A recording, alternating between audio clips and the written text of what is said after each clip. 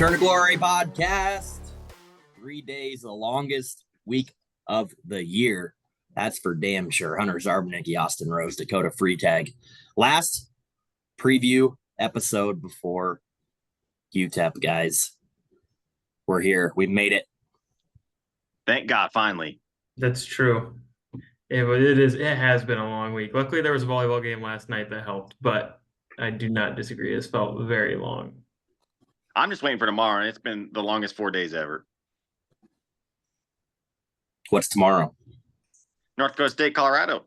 There you go. Minnesota, North Carolina. You're not excited for your OU Temple game on Friday? Oh, yeah, but this day's first. That's going to be fun. I said last preview pod, but Dak, we can't forget our tailgate pod Saturday morning. That's right. Got going last year, got some good feedback on that. So we will have a short little podcast Saturday morning. Austin, if you're ever in town, I'll let you know. jump on down. In-laws are in town this weekend, so Wow, that was not a very exciting. well, it'll be good, but it's not quite the same as a tailgate. You sound excited. Better hope They're your not wife from- isn't in the room. She is not, but they're not from Nebraska, so she understands. Well, it is UTEP, the Miners preview episode. So we're going to spend a lot of time talking about Coach Scotty. I already forgot his first name. It's Scotty. Isn't his first Oh, name? sorry, last name. Walden. Scotty. It's like Waldron you got or it. Walden? You nailed it, dude. I had that written down. Scotty Walden, not Waldron. Walden. Man. And he's 35 years old. I do know his age. He's a young pup at UTEP, coming over from Austin P. So overall, we're going to see a mix of both Austin P transfers, a lot of those guys coming over, and some previous UTEP players. And Rule spoke on how that does make it difficult to watch and find stuff about them. As you're scouting and preparing, you got to go watch some clips on both teams and figure out their system, but then also look at some of the players and what they're doing. Their game highlights are on YouTube from Austin P. I watched them lose on a last-second field goal to Tennessee Chattanooga earlier today. And you're in deep. Tough game. It was tough. What is the Austin P mascot? I never go that deep. The Austin P. Pirates, right? No. There's something with magicians. There's something with The Magicians. The Governors. Dak, do you know anybody that has the mascot of the Magicians? No. Have you ever heard of the Orlando Magic? Not Magicians. Wizards? Yeah, so Scotty Walden, the head coach, Rule spoke highly of him in the press conference, and Rule does a good job, I think, of talking other teams up, regardless of what he thinks and how the game's going to go, where we've heard the opposite and putting targets on your back for sure from some of these lower teams. Thanks, Scott Frost. Thanks, Georgia Southern. So it'll be I'm not going to call it a warm-up game, but a good way to start the season compared to what we have in the past. We've talked about that a lot, how we've opened the year against conference games, but not only that, we have not been at home to open the season in quite some time. A favorable opening game, not a warm-up, but it's favorable. Favorable. It's a good way of phrasing it.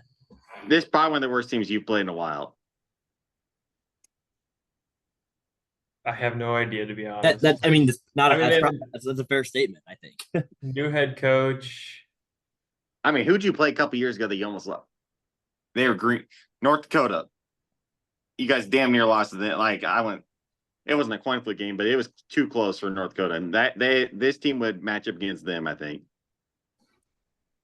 Yeah, it was close early on. I think with a lot of these teams, you have to remember too, and this got talked about a little bit, is they get paid to come play, these higher teams, and UTEP's getting paid. But at the same time, they have motivation to win still, and they want to win. This is an environment that they never get to see at their level. So they're going to come and play to win. And a lot of times you can see game plan and strategy early on keeps these teams in close. And I'm expecting that could happen a little bit Saturday, but you hope that over the course of the game with a lot of possessions, which we'll get to what they run on offense, I think it'll play out in our favor. And that's what happened in that North Dakota game, like Dak said, and that's what happened in Tennessee Austin P last year when it was 6-6 in the second quarter, and then the better teams just slowly keep grinding away, and that lead grows. So we are 27.5-point favorites. Any thoughts on the line? Feels about right.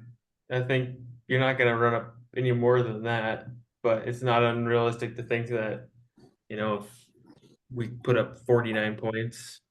With these shitty teams, they come out playing guns and blazing. So usually they keep it close beginning. And then, like you said, they pull away at the end. I don't know, 27.5. It also depends on if you're just kicking the shit out of them if you pull your starters. It'll be close to that. But you're probably up 28 points if you're pulling starters. Yeah.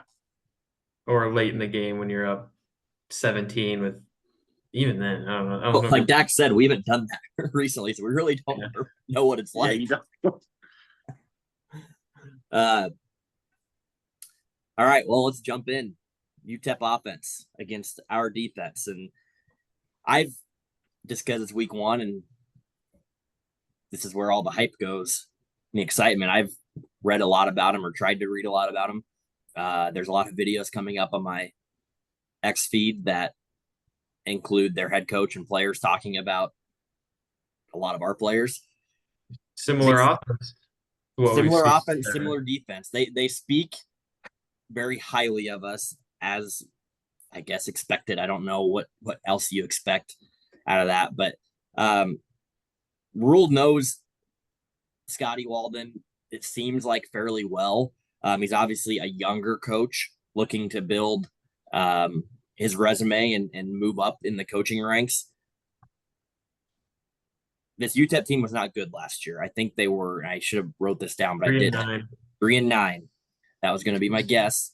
2-6 in Conference USA play. So it's not going to be a great team on offense. We don't know what to expect really, besides what we've seen them run at Austin P and what they have for talent wise. All the way up to the point we don't even know who they're going to start at quarterback, whether it be their 6'1" junior Cade McConnell or 5'11" sophomore Skylar Locklear, and they're probably not going to announce that. That's maybe part of strategy. I don't know. I'll put it out there. They're starting McConnell. Why? That coming in here, UTEP expert. From what I read, they're starting McConnell. All right, I take it as Bible or as scripture. I did see they're probably both expected to play, but we don't know. So there's strategy behind it, I think. I mean, the other side of the ball, when we get to it, Heinrich Harburg got mentioned by Satterfield this week of playing, and I think there's a little bit of,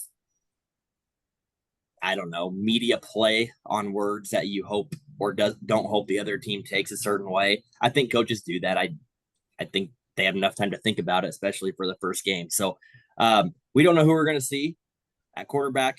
I also don't know much about either one of them. But from the offensive scheme that I saw, it's going to be a very fast-paced, fast-tempo, a mix of run and pass. It's not going to be heavy either way from what they ran at Austin P. Actually, some of their bigger plays that they had in that game I watched were big run plays that broke through. And they brought Javon Jackson, that junior running back from Austin P. He's the projected starter to get most of the touches on Saturday. Ezel Jolly, a freshman, is projected to be his backup. So run game gonna be, I think, for us, let's stop that first. Let's make these two quarterbacks throw in Memorial Stadium. That to me is what's most important.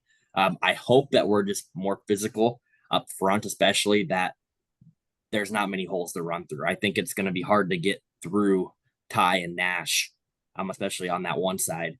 And the guys on the other side, I think, are going to do a fine job as well. So what else, Dak? You said you had a page of notes on UTEP. Well, I was. Are we focusing Yeah, on offense? Are we talking general? This or is are we- UTEP offense versus our UTEP. defense. okay. That's okay. So, do you think they're even going to try to run the ball because they lost all 3 running backs and all 5 linemen last year? I don't even think they'll try. I mean, Well, you'll try they every now brought and the then, but Austin P guy in. yeah, I think they're going to come out just slinging it. I mean, what do they have to lose? If you lose all 5 linemen, you're going to have no time at all. Just fucking throw it. There's his page of notes. You got it. That's it. I'll see you guys later. No, I kind of agree with you, Hunter. So Jake Brown's the coordinator. Do you know where he was the coordinator last year? I don't. Louisiana Tech. So we played his offense last year. Interesting. Second year we played the offense there. It's the same thing as Louisiana Tech where they're spreading it out fast paced. They have one good wide receiver. I shouldn't say they have one good wide receiver, but Austin P had one good wide receiver transfer. Trey Goodman led the team in like yards, I think, but he's kind of a big play guy. They're going to pass the ball a lot. They're not going to have a lot of success running the ball because I agree. I just think our guys are going to be bigger, just a different level of player acquisition than they are.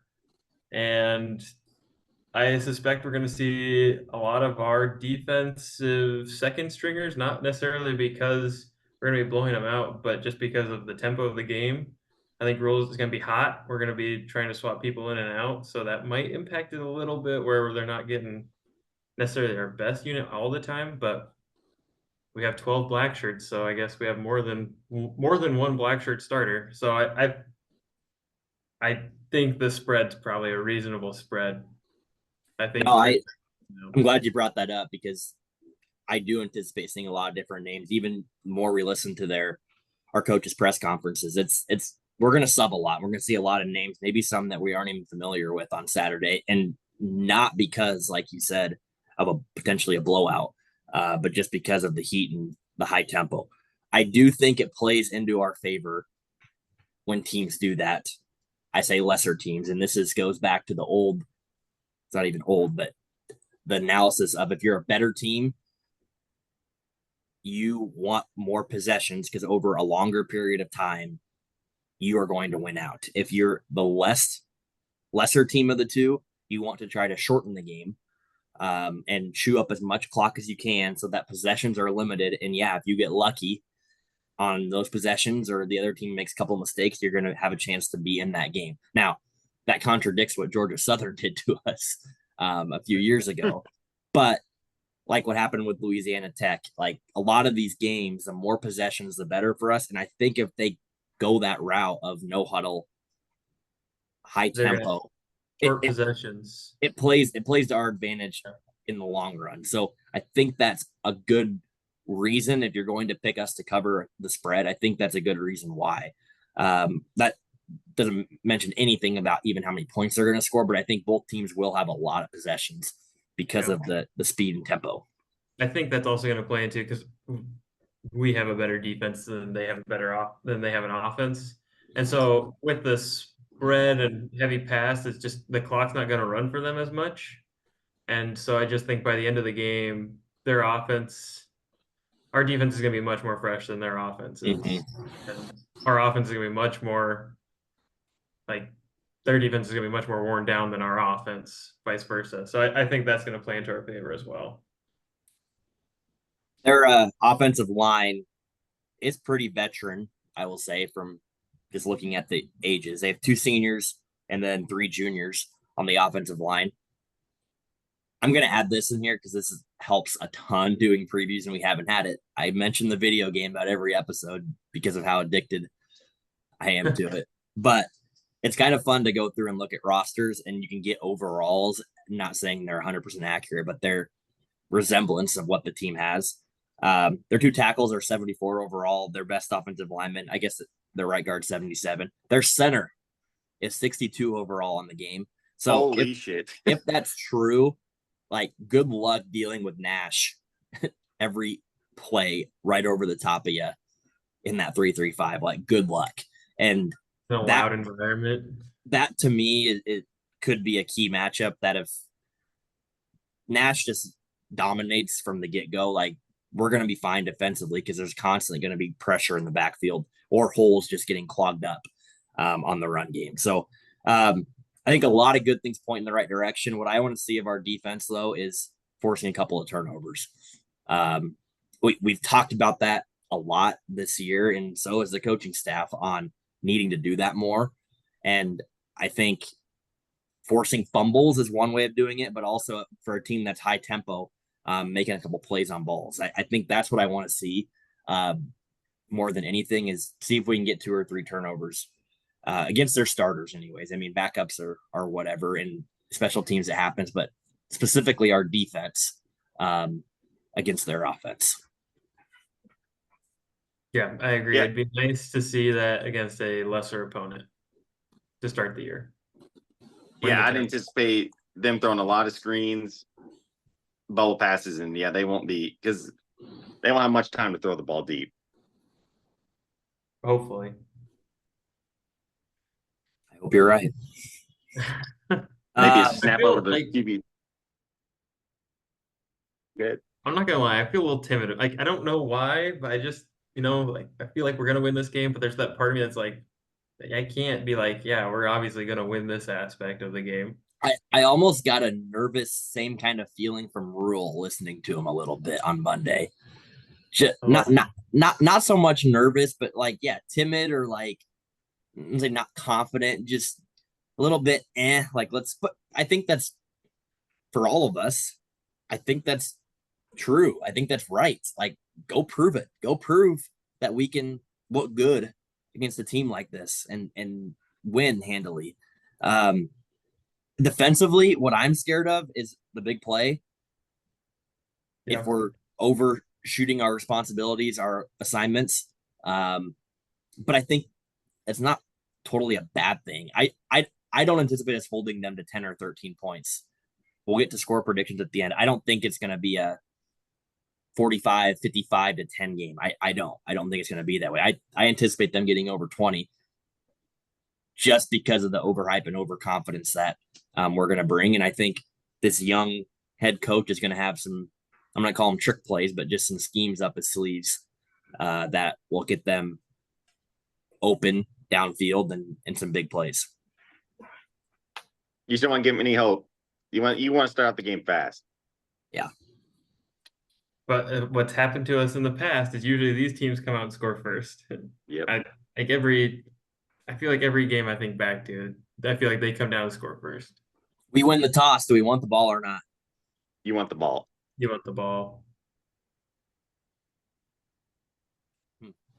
Maybe. I don't know. I was thinking through that. I'm not sure what I would want. I mean, the crowd's not going to be as loud to start the second half, but season kickoff at home. Raiola, you want the ball. Yeah, you want to set the tempo for the year. Maybe why we do want the ball. So yeah, if we flip over to that side of the ball, they run a 3-3-5, and very similar to what we also run. Very multiple positionless football. They are really strong at one end position in Westmoreland, number 0. He's 86 overall in the game, guys. And then, I mean, I don't have another guy in the 80s on the whole roster. And I'm not even sure if he's an Austin Peay transfer, if he was there last year, but he was there last year. I think. Last year. He's the guy to circle. I mean, it actually does speak volumes that he's still there. He has the talent to go play somewhere else and see the field at a bigger school, but he's still there. Guess what they call defensive. Must love El Paso. Guess what they call his position at UTEP? They don't call it a lineman. No, I saw it. Edge, right? I saw it online. I didn't write down. It's the bandit. That's right. Technical name. Yeah, he's going to be moving around, I think. And if you're watching any one guy on their defense throughout the game, like, look at number 0, watch and see how we're blocking him. I expect us to double team him a lot on run plays and on pass protection. We need to key on where he's at because he's a good, solid defensive player. Outside of that, I think their secondary is very average to weak. The 3-3-5 is typically known to defend the pass better than the run. But as we've seen with our defense, it can be very versatile and flexible. Here's what I want to see out of our offense. Guess what? It's not turning the ball over is a big thing. But two, like, I want to see a couple of big plays. Like I want to see what we saw in the spring game a couple of times. I want to see Jalen Lloyd over the top catching a 67-yard touchdown pass. I want to see a couple of Fedoni drags across the middle, breaking 3 tackles and gaining 32 yards. Like I want to see some of these bigger plays happen, not so much putting together 14 play, 84-yard drives. I mean, that I'd take a touchdown off of that still, but I want to see us be explosive and show some of the different things that future teams, aka Colorado next week, have to prepare for are multiple weapons that we're getting hyped up about every media practice that we feel like we have. That's what I want to see. I want to see some explosiveness out of our offense, big plays, and our running backs especially. I know I'm jumping around here a bit, but let's see our running backs break a couple of tackles and turn a 4-yard run into a 12-yard run. Rule, I think, said a 12-yard run into an 80-yard run. I think we'd all be fewer turnovers. That's for sure. I think there's one unit you need to watch, and it's your offensive line. If you can't block UTEP, then you're in for a long season. That's true, and that's why I'm honestly kind of glad that they have Westmoreland. Mo? I don't know. That's a long last name. There's like 3 words in that one name. It's I kind of like that we're getting challenged on the offensive line week 1 before Colorado, so that kind of gives us a chance to be like, all right, guys, you got to get up to game speed. This dude's not messing around. Colorado's not going to mess around either. I agree. It would be nice to see. I would honestly like to see all 4 running backs do well and just put that put that to bed. Like, all right, we don't have a necessarily starting running back, but all of them are viable options to start when we need them to. I go back and forth every time I think about our running back position, and I feel like our coaching staff has done that too. Like, what do we like? Rule, I think, wants a couple of guys to stand out. Like, obviously, I mean, maybe they could. They all aren't going to have 9 carries for 120 yards, right? So, I mean, it'd be nice if they did. I don't know. I kind of do want a couple of them to maybe stand out over the others. Because I think it'd be nice to, over the next couple of games, to find the reliable ones. Not necessarily like that they're standing out in a talent perspective, but it's like, all right, I can put this guy in and he's going to give me 4 yards. Like, he's not going to knock your socks off, but like, he's not going to fumble. He's going to give me 4 yards and he's going to block when he needs to block. And I don't know if we need a guy who's going to rip off 7 yards every carry. These games are kind of like a fall practice part 2, because if you still have a battle for positions, this is where you decide some of them. Yeah. Like your running back position, you're going to have someone might pull away in this game. You hope, but I'm hoping that their defensive secondary just lets me enjoy Dylan Raiola hitting Banks down the sideline for a 70-yard bomb twice a game. Just a nice good preamble for what's to come the rest of the year. It seems like their secondary blows. They held all their teams to under 25 points, or they averaged to under 25 points last year. I don't know if that's good. Dak, I'm glad, I'm disappointed in myself, but I'm glad you brought up the offensive line, because every year we have to remind ourselves that is the foundation of any offense, no matter what you're trying to do, scheme-wise, run, pass, or mix. If your offensive line isn't at least solid, it's not going to work. And not only that, your pieces around your quarterback have to be able to do something. We saw what happened with Adrian Martinez, who we are all very high on and had a good career. If you don't have pieces around to help, it doesn't go well. So the offensive line, you're right. That, like, the first drive, if you're listening to this, just watch the movement up front and see if there's any blown assignments. I do, and for that matter, that's going to allow you to watch the matchup with Westmoreland a lot too, which I think will be more fun to watch than whatever else we're trying to do, at least for that first drive. I mean, yeah, that's going to be the best thing to watch because that's where the talent is most competitive. The offensive line is on the lower end for our talent. Their defensive line's on the upper end for their talent. Here's the other point, and it's funny because we went down the same path. And as I'm listening to all these other preview podcasts, it's funny because we're not doing it. We didn't do it on here. No one is concerned or talking about the quarterback position. We all just think that Dylan Raiola has solved our quarterback problems. It's just weird. We're not when we go through each position, we're talking about maybe concerns or things that we're looking for, right? It's like we all have in our mind what Dylan Raiola is supposed to do or going to do, and we don't really mention it a lot, which is it's funny. I mean, not saying it's right or wrong, but does it seem odd to you? Everybody's doing it. I do agree with that. I do. Part of it's probably just because the talent of this game, it's not going to be as big of an impact. Like we could throw Heinrich out there. We know Heinrich could be. I think not only on the game, but even for the season. Right. Yeah, for the season, you're right. We're not really worried about it, but that's just because we were so bad last year that it's like it can't be worse. I think that's a lot to do with it. I think people are obvious answers. Oh, Raiola is really going to be really good, but I think you're right. It's because of how bad it was. It can't be worse. So we're just saying, we're not taking a step down, so life's good. Where in reality, I do think there's going to be some struggles.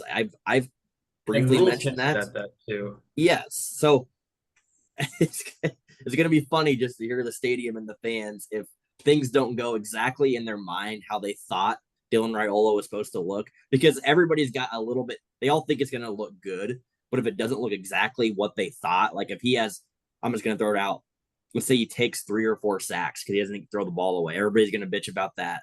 They're going to say, oh, he's too good to take sacks, he should be knowing that. Or let's say he has 4 overthrows across the middle. They're going to be like, oh my God, maybe he's not.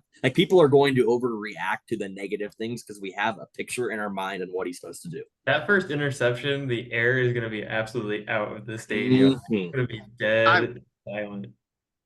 I mean, he's a freshman. Do you think you guys are pumped up for this game? Think how pumped he's going to be coming into it. He's going to have some overthrows. He might not look great this game. And our fans and our quarterbacks, oh boy. Do we love? Oh yeah, no. If he sucks, the sky will be falling. And the definition of suck doesn't even have to be he sucks. People are just going to say it's not. He's not good. Everybody has Mahomes comparisons right now in their minds. So if it's not Patrick Mahomes game 1, people are going to complain. It's going to be hilarious. Right. Which Patrick Mahomes at Texas Tech, it's like he wasn't out there winning the Heisman. So I will say this about Raiola, my last comment is take his overs on everything, because I just think he's interceptions too. I just think he's going to throw it a lot. I don't think we're going to have many running backs. We're not going to have many carries as we're used to in the past. And there's going to be a lot of possessions both ways. And I think we are going to let him try to show his talent this game. I agree. For the good and the bad. I think we're going to throw it more than we would expect to this game, even regardless of score. Okay, score predictions before we move on to week 1. Everybody else. I think I've got 20-45. Taking the under. Is that what you had? At 45-27. Damn. Okay. I had 45-22. 40, bet on us scoring 45. 48-20. Dak, did you just change their points? Because was that you earlier in the week? You had them at 10 or 13. Have you made it? No, maybe that was somebody else I'm thinking of. That was a joke. That was a joke. Here, you guys want to hear a stat you want to hear on any other podcast? Yeah. Get them in the third quarter. Last year, they outscored in the third quarter 93-27. They were outscored 93-27 in the third quarter? Yep. Yikes. All right, grab it. Okay, survivor picks. We're going to do this every Wednesday episode. right before we let Dak rattle off his 30 seconds. So, as a reminder, we're picking 4 outright winners. Once you pick these teams, you cannot use them again the rest of the year. All they got to do is win. Nothing with the spread. You can mention the spread, why you're picking them, but it's one and they're done. A lot of different strategies. We're competing against each other. I'm hoping none of us lose out. We'll have to discuss a punishment here week 1. I'll go first. We'll see if we're similar to any of them. I wrote down a bunch of options. Guys, this is a week to take shitty teams that you're never going to take again because there's a lot of 30-plus favorites that are playing FCS schools that have lines. Yep. So here we go. I think I took 2 good teams. I'm taking Northern Illinois over Western Illinois in-state battle. They're not losing to little brother. I think they're over 30-point favorites. I'm taking Central Michigan over CCSU. I think that's Central Connecticut State. I didn't write that down.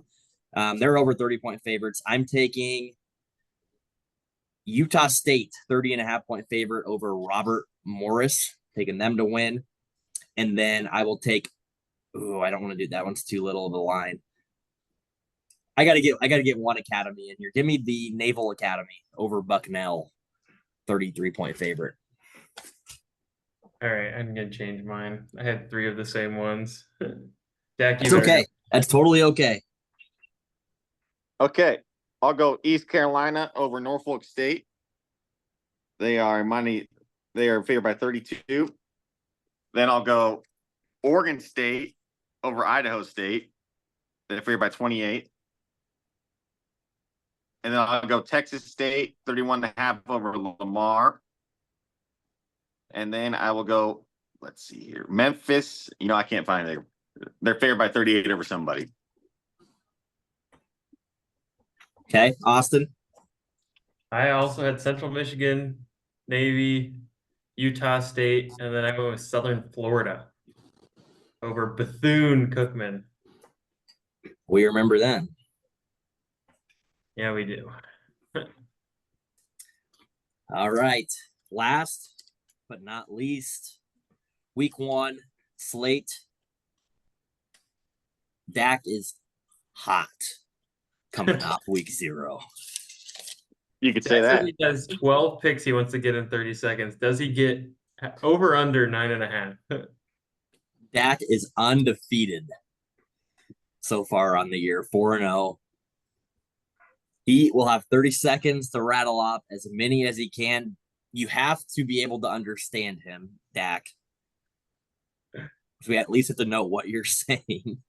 But we will get. So I can't go auctioneer style here. You can if we can understand. But I will cut you off. You'll have to maybe look at the camera. I'll try to yell at you at 30 seconds. So put your best ones first.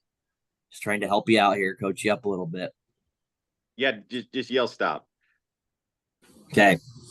All right. Hold on. I got to get my timer out. Ready? Yep.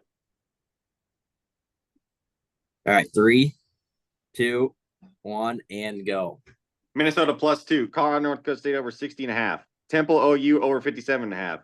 TCU -9.5. Louisville -36.5. Oklahoma State -9.5. Miami -2.5. Colorado State +32. Nebraska UTEP over 49.5. Michigan -20.5. Akron +48.5. Texas A&M -3. That's it. You got that done in 20 seconds. That's it. 10 seconds to burn. You can get more in there if you want. You didn't want to go anymore. You gotta work on your timing here a little bit. Last time you were way over with 4 picks. Last time with 4 picks, you were like a minute and a half, maybe 2. You guys were saying I wasn't going to get it. So Yeah, Dak, you took 4 minutes for 4. out of those, give me a couple, your favorite ones, and call them your locks. We won't keep track of your locks, but what do you like the most and why? You can keep track of my lock of the week. I like Miami -2.5. That'll be my lock of the week over Florida. I do like. Oh, well, I really like Oklahoma State -9.5 over South Dakota State. And then let's see here. Michigan -20.5 over Fresno State. It's another one I really like.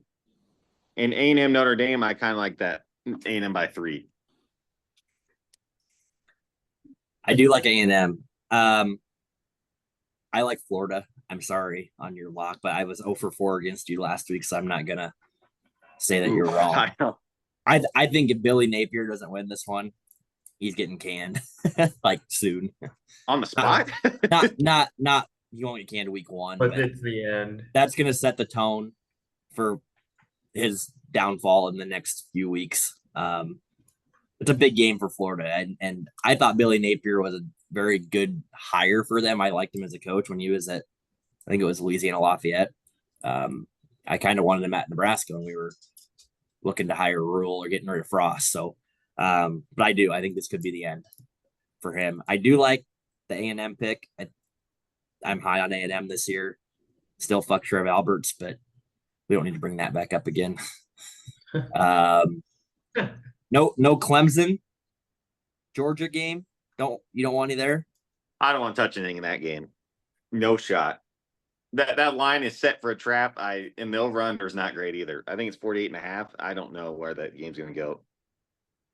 Did I do anything? Yeah, I did Nebraska, UTEP over 49.5. I think that's pretty good. I love that. I like that a lot. I really like that one. You had a Colorado in there too, didn't you, tomorrow night? Over 60.5. I don't love that, but I had to throw that game in there. That's a lot of points. North Dakota State is mucking that game up. Temple OU over 57.5. I really like. Dak. I think Oklahoma could score 58 by themselves. I've heard Oklahoma take it over all the way up to like 55. Just keep like the spread. They say Temple's. Oh, I thought you were saying over. I was gonna say 57.5. I was like, you can't take it up any. No, the spread, just hammer OU. So you might have to do that on Friday. I'm not taking 43-point favorite. I'll tell you. No shot. All right. Well, shout out to volleyball. Hold on. Won our first game of the year, top 10 opponent. Yep. I always forget about volleyball. The lady Cornhusker corner. But that was it. We won. Started the year 1-0. We looked all right. Beat Kentucky. We lost first set, right? But then won the next 3. No, we lost the second set. Yep. Job, ladies, Kurz.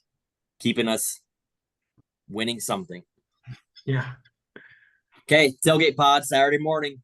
Tune in. Go Big Red. Go. GBR. Boomer Sooner. Give us a GBR just for UTEP. Maybe Tailgate Pod. All right.